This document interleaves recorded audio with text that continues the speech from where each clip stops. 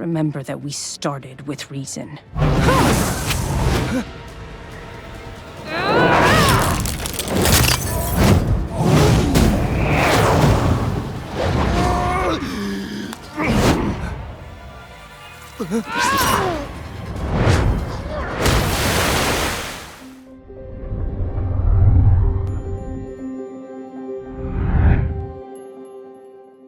Episode 5.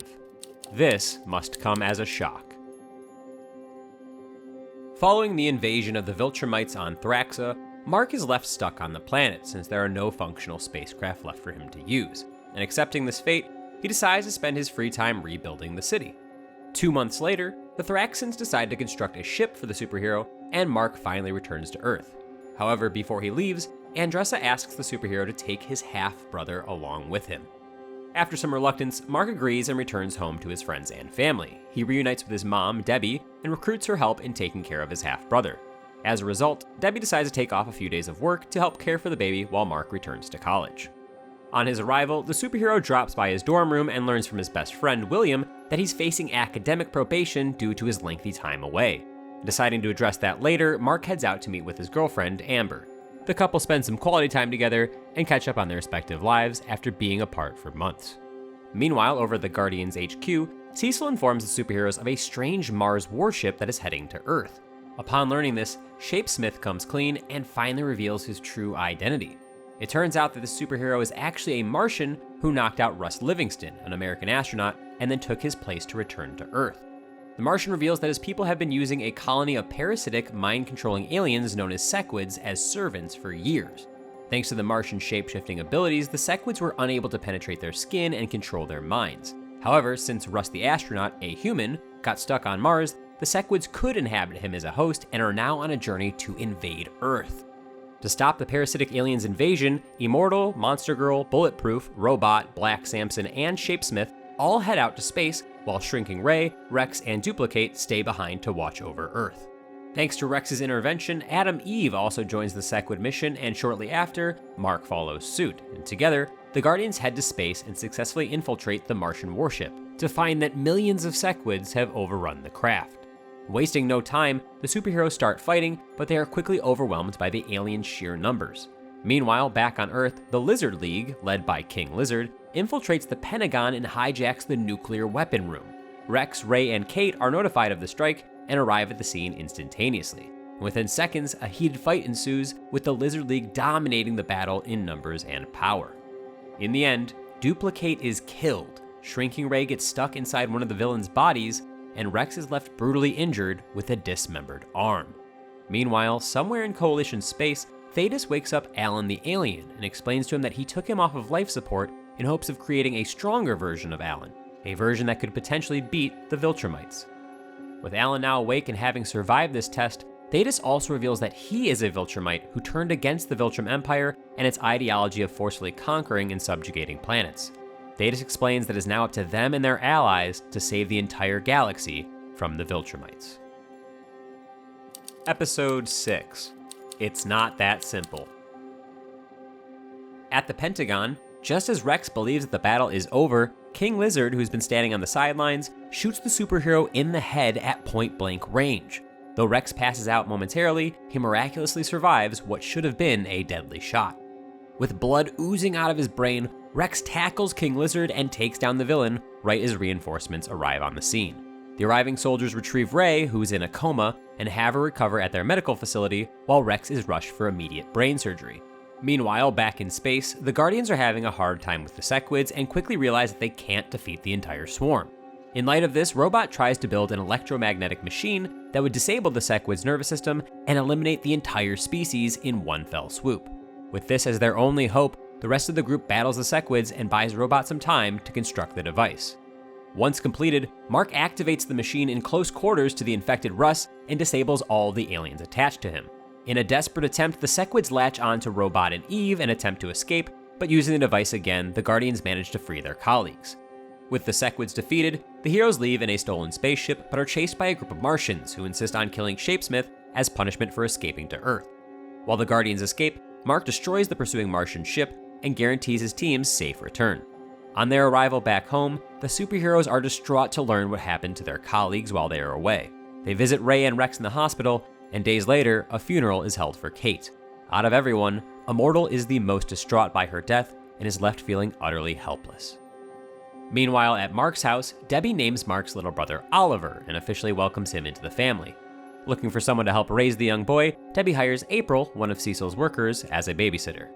Across town, Mark has a date with Amber at a local coffee shop, but the meeting is very awkward as the couple continues to find it difficult to reconnect after a lengthy time apart. After the date, Mark returns to his college room and meets Rick, William's love interest, who experienced a traumatic injury but had his body reconstructed by Cecil's men. Over time, Mark grows worried about his shaky relationship with Amber and seeks advice from Art, his family's costume designer.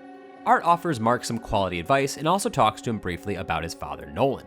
The superhero reveals that his dad's last words to him were to read his books, and Mark struggles to find them as Debbie has thrown all of them out. Luckily, Art has a copy of Nolan's old books and hands them over to Mark, who returns home to read them. In them, Mark discovers stories of his dad's adventures throughout the galaxy and soon realizes that the books are actually filled with clues on how to take the Viltrumites down. Hours later, Mark gets a visit from his friend Alan, and the one-eyed alien informs Mark that he's been ordered by Thetis, a rebel Viltrumite, to leave Earth and join their war against the Viltrum Empire. Since Mark has only just returned from space, he rejects the offer, but he tells Alan about his dad's old books. Alan scans the books and bids his friend goodbye as he returns to Thetis to prepare for the impending war against the Viltrumites. Meanwhile, over at Russ's house, the returned astronaut settles into his home, but shortly after, gets repossessed by a sequid, which managed to sneak back onto Earth. Episode 7. I'm Not Going Anywhere. The following day, Mark and Amber head on a date to a comic book convention to enjoy some alone time. Due to Mark's constant duties as a superhero, the couple have been struggling to spend time together, and this trend continues when Mark receives a call from Eve asking him to help the newly recovered Rex on a mission. Invincible abandons Amber at the convention and arrives just in time to save Rex from a supervillain. Together, the heroes complete the mission, and Rex offers to cover for Mark on his next date. At the Guardians HQ, Robot grows concerned over Monster Girl and tries to help her. Since Monster Girl ages backwards every time she uses her powers, Robot constructs a mech suit to allow her to fight crime without using her abilities. However, Robot comes across as pushy, and this causes a rift between the two. Elsewhere in the building, Immortal struggles to deal with Kate's death and decides to quit the Force. However, Cecil rejects his resignation and instead offers the superhero a leave of absence. Meanwhile, Donald experiences a psychological breakdown and is plagued by his suppressed memories. With Cecil's help, he accesses the GDA's hidden documents and learns all of his near-death experiences while watching his erased memory files. Over at the college campus, Rick experiences a similar existential crisis due to the GDA erasing his memory. This drives him to attempt to end his own life as William tries to reason with him. But luckily, Donald arrives shortly thereafter, and sharing his similar experience with Rick convinces him to abandon his attempt. Later that night, Mark meets with Amber and flies her across the city to make up for their canceled date. And after a fun ride, the couple grabs dinner at a local diner, but their meal is quickly cut short when Anissa, a Viltrumite soldier, appears and threatens to kill Amber if Mark doesn't speak with her. Scared for Amber's life, Mark obliges and the Viltrumites fly to the sky to talk. Anissa tries to convince Mark to take up the Viltrumite culture by conquering Earth and argues the planet would be better off for it. However, in the middle of their conversation, Mark receives a notification of a sea monster attacking a cruise ship nearby and heads out to fight it. Anissa decides to tag along and defeats the sea creature in an instant after watching Mark struggle with it for several minutes. Thanks to Anissa's intervention, hundreds of innocent civilians are saved, and the Viltrumite soldier uses the event to argue that humans would probably be better off under Viltrumite rule, but Mark doesn't buy it. After several minutes of this back and forth, Anissa grows furious and beats Mark to a pulp. With Invincible defeated, she leaves the scene, but threatens the Viltrumites will return to kill him if he doesn't comply with their demands. After the encounter, Mark returns to Amber, but the superhero's girlfriend is petrified by the events of the night and decides that it's the final straw of their already shaky relationship. Amber breaks up with Mark on the spot, and the heartbroken duo head their separate ways. Minutes later, Mark receives a call from his mother's phone and soon discovers that Angstrom is back and has taken Debbie and Oliver hostage. Episode 8. I Thought You Were Stronger. When Mark returns home, he is confronted by Angstrom, who is hellbent on revenge. the newly turned villain reveals that Mark had joined his dad, Nolan, in another universe to end many innocent lives. And fueled with rage, the big-brained villain decides to enact his revenge and kill Mark once and for all. To weaken the superhero, Angstrom sends Invincible to several alternate dimensions in the multiverse to battle all sorts of opponents, including dinosaurs, supervillains, zombies, and much more. While Mark is away busy fighting, Angstrom brutally injures Debbie and fractures her arm while threatening to harm Oliver. When Mark returns from the battle, he sees his wounded mother and fumes with anger. He charges at Angstrom and the pair clash in a tremendous fight. The teleporting villain opens portals to multiple dimensions and gains the upper hand in the fight as he deals a series of blows to Mark across several universes. Overcome with rage, Mark starts to bash Angstrom in the face and doesn't stop until the villain is dead. With Angstrom dead by his hand, Mark is overwhelmed with guilt and regrets his actions, especially because he's now stuck in a desert with no means of escape.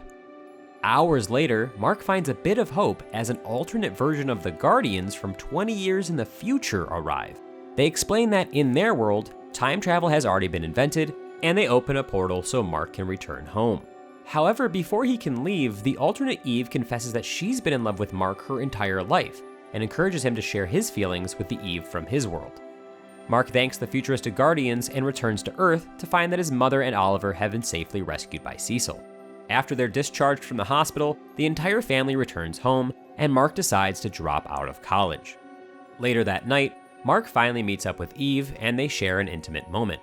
Although he initially tries to tell her his true feelings, he eventually decides against it.